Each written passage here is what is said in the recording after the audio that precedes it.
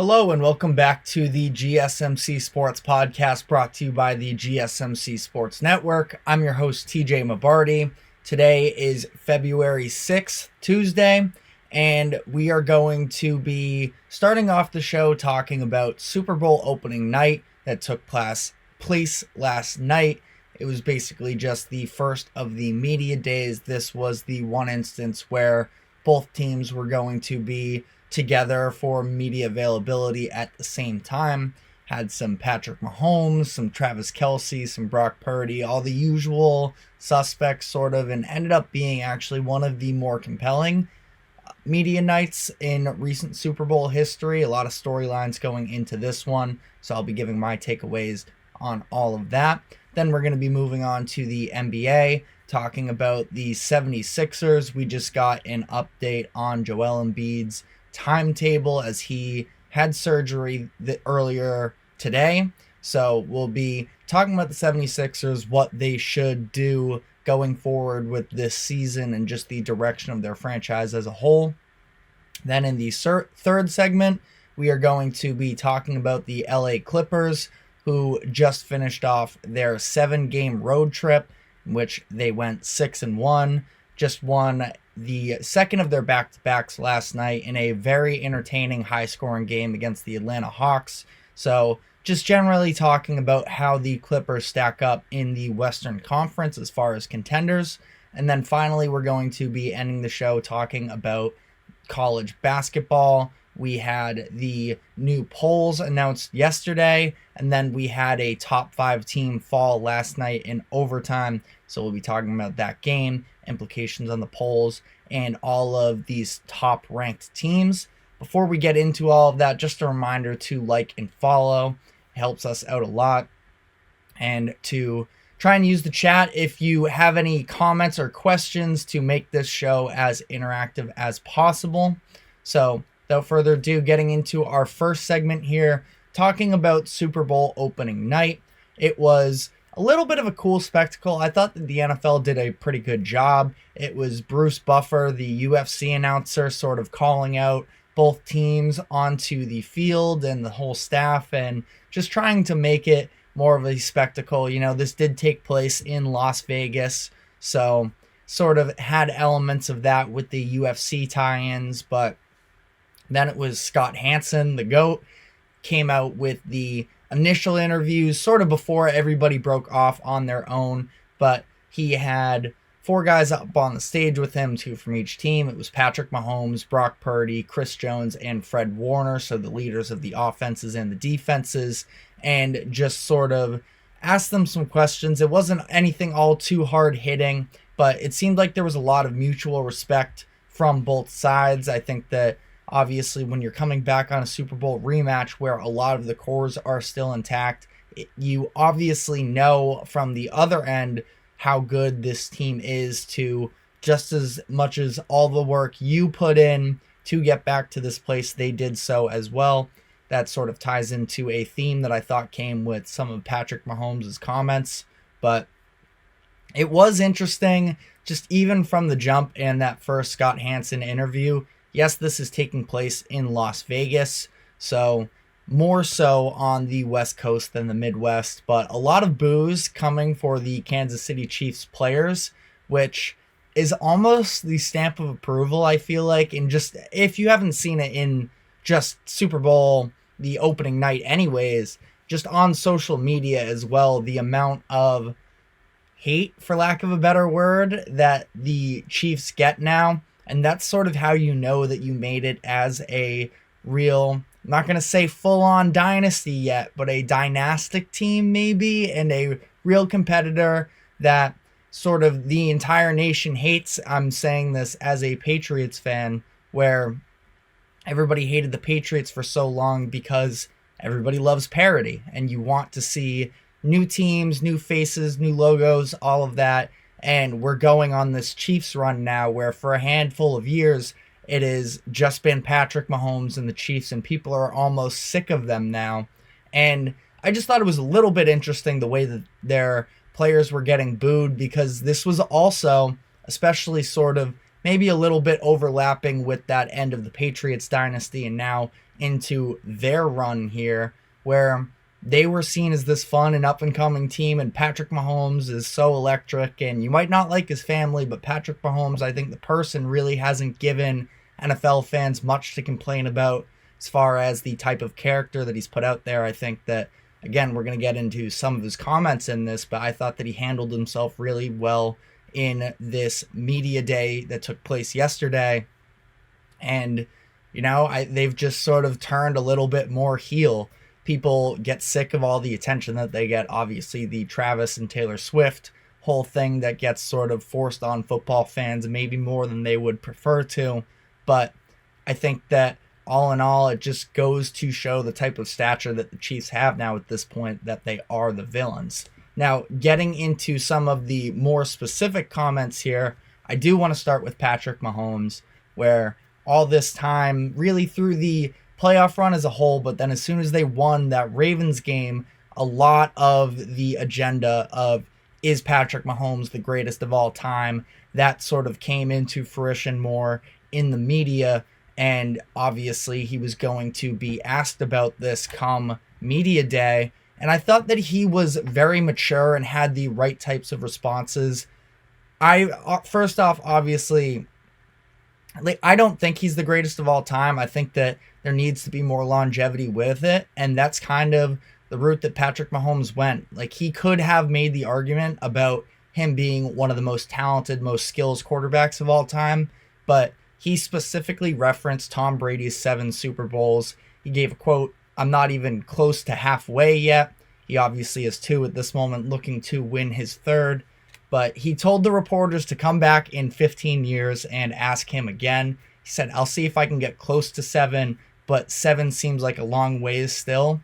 And I think that it's sort of telling just the way that Mahomes is so in sort of reality here, where it would be very easy for him to have a big head. 6 seasons as a starter, 6 AFC championships, and a couple Super Bowls to go with that. So it would be easy for him to sort of get caught up in the moment and not fully understand just how difficult making the Super Bowl consistently like that is. But I mean, we saw him have human moments this year. And again, that's when people sort of tried to jump at him and say, I didn't love the whole blaming the refs after the Bills loss anyways, but I thought that went more into the way that he was just frustrated with his receivers, with his circumstances. And now I think he is, sort of put it all in full perspective. It takes so much hard work to consistently get back to this point. And I've always had sort of a rule for myself as a sports and football fan that going into a season, I never pick the last year's Super Bowl winner to win it again, because it's only happened once in my lifetime, and it was when I was not old enough to watch, and that was with the greatest quarterback and the greatest head coach of all time, with the Patriots in the 2003-2004 season. So repeating is obviously an incredibly difficult feat in all sports, but I think it's just at a different level even in football and the NFL. So I've sort of always just stood by that rule, knowing that how difficult it is to overcome that. And now the Chiefs have a chance to and really put themselves in rarefied air from multiple historical perspectives. And Mahomes talked about that. He talked about the fact that for this, also for him, it is more about not losing than it is winning. He talked about the pain that he felt in the Super Bowl that they lost to the Tampa Bay Buccaneers a handful of years ago, and just the competitor in him.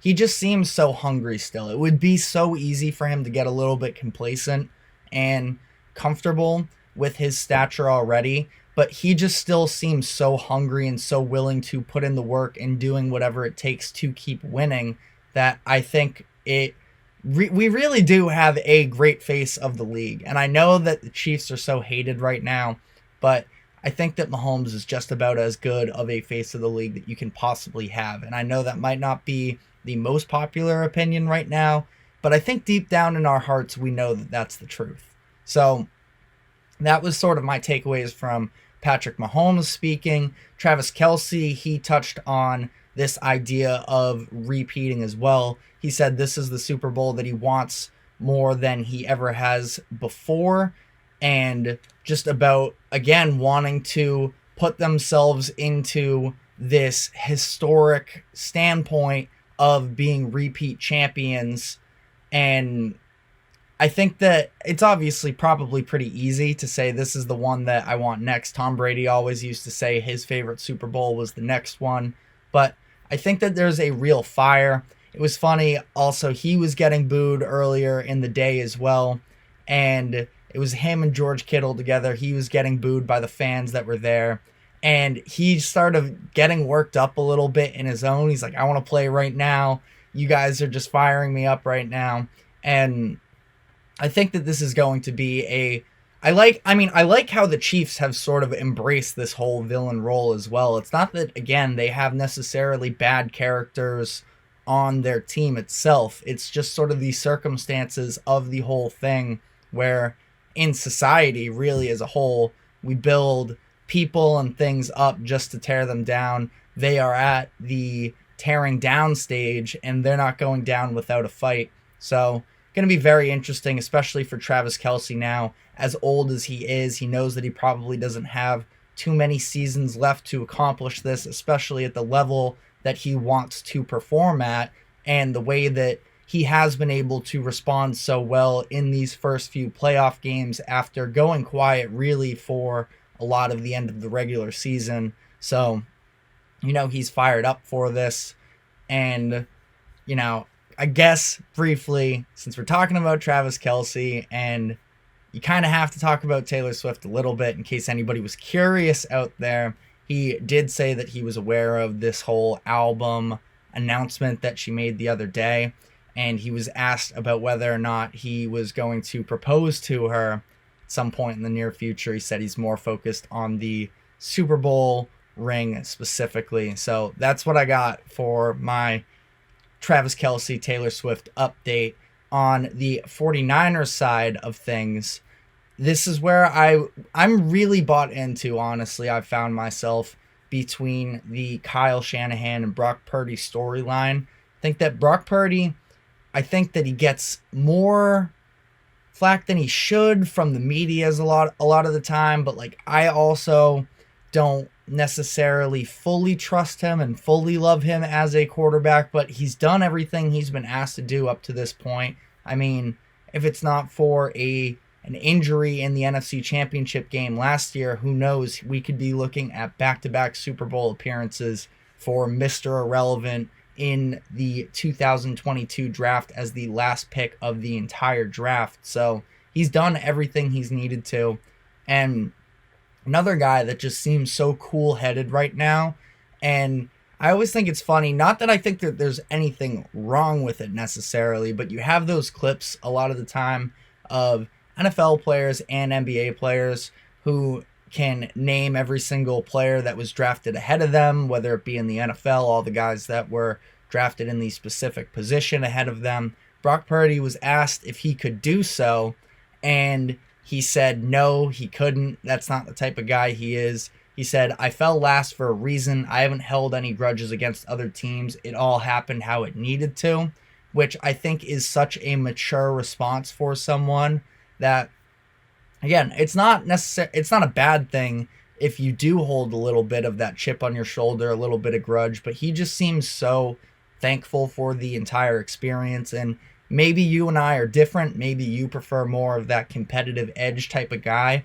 but I think that it sort of shows a little bit that Purdy knows that he had flaws coming into the NFL, that he's not a perfect product, but it's the perfection of the process itself that has gotten them to this point, that nothing was given really. It's all been taken for him. It's all been being a part of this team and the organization. They've helped elevate him. Now it is his time to elevate them in the biggest moment.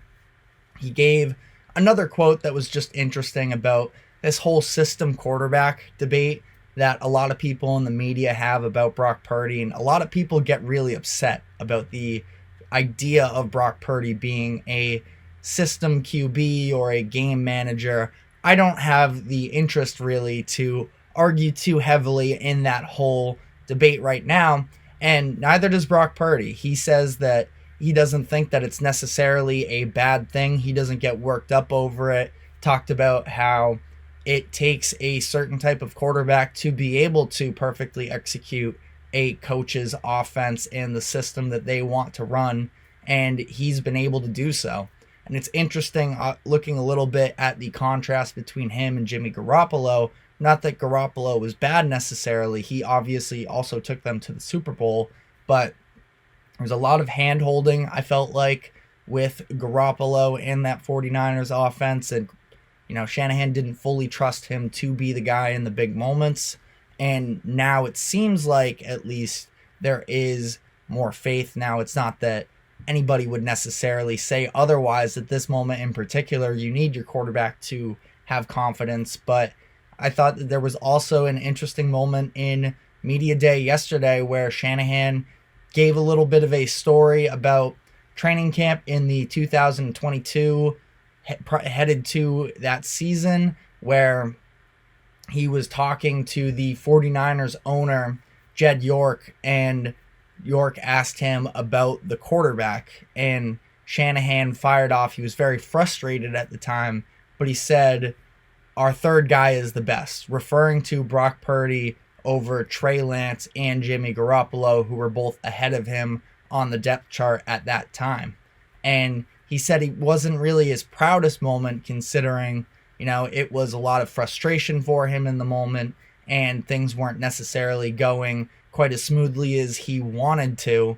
But here we are now in the Super Bowl a couple years later. So things clearly worked out. But I do think that a little bit it goes to show that he has seen this in Brock Purdy for a while. This doesn't necessarily come as a huge surprise for him coming into this moment, that Brock Purdy has been able to lead them this far in the chances that he's gotten.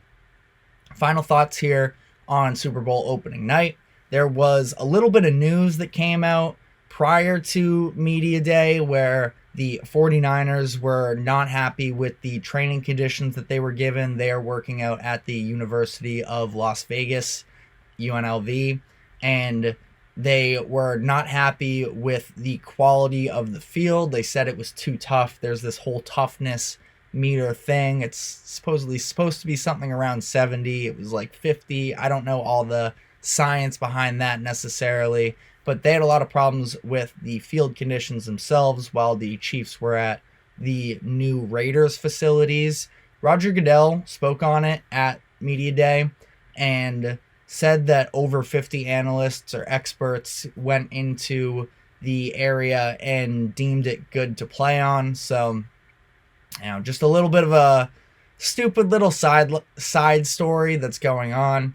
Obviously, the field conditions were a very big part of the Super Bowl last year, where the turf for the Super Bowl last year was very slippery. You had players falling, and a lot of players, specifically on the Eagles side, no surprise because they lost, came out of that game very upset about the way that the field was taken care of. And then finally, the NFL announced that they are going to be playing their first ever game in Brazil next year. The Philadelphia Eagles will be going to Brazil to kick off their season. The opponent is still to be determined, but interesting, just always the NFL looking to expand, and I'm curious to see how that goes. And, this is obviously a slow process, but I felt like the London games have sort of built up more and more excitement over the years. Maybe that's the propaganda that NFL Network and such sort of puts out there, but I am curious whether or not there is room for the NFL to grow overseas and just the sport of football as a whole.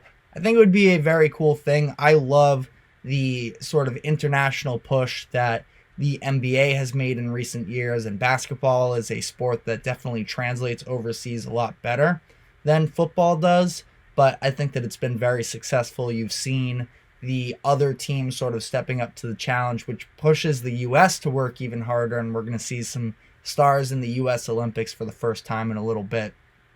So I'm just always interested in these overseas sort of initiatives that the American teams have pushed. And similarly, like, I'm not a soccer guy really, but the way that European soccer can have an effect on American soccer. We saw Messi and sort of the craze that created when he came over to the Miami team in the MLS. So again, it's just sort of like a political adjacent thing. I feel like I'm not too big on politics as a whole, but I think that just sort of the diplomacy that sports can sort of bring people together all across the world is a really cool thing.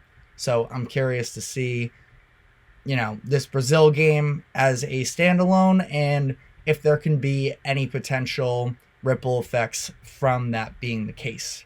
We're now going to be taking a quick break, and when we come back on the other side, we're going to be moving on to the NBA. We're going to be talking about the Philadelphia 76ers, who have some updates on Joel Embiid's injuries, so stick with us.